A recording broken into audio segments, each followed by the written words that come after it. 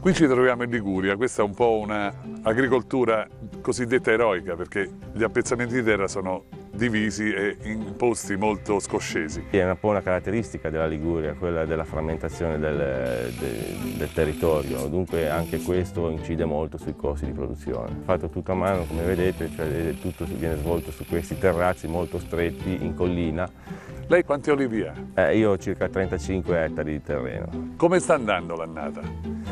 Intanto proveniamo da un'annata straordinaria che è stata quella passata 2013-2014, dove la produzione è stata eccezionale. Si pensi che sull'olio d'oppio Riviera Ligure siamo arrivati a produrre 7.500 quintali a confronto di una media di circa 5.000.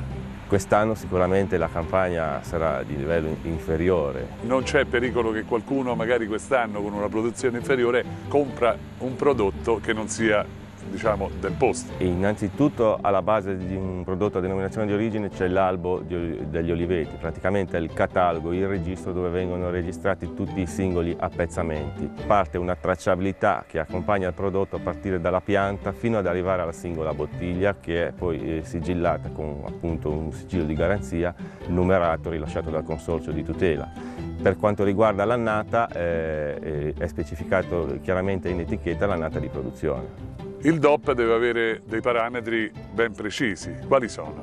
Per Riviera Ligure l'acidità massima è 0,5 e per rossi di 17 e deve essere completamente assente da difetti. Viene prelevato un campione in azienda, prima di essere certificato viene assaggiato e vengono fatte le analisi chimiche e solo se corrisponde ai parametri previsti dal disciplinare di produzione ottiene poi la certificazione e il collarino del consorzio di garanzia.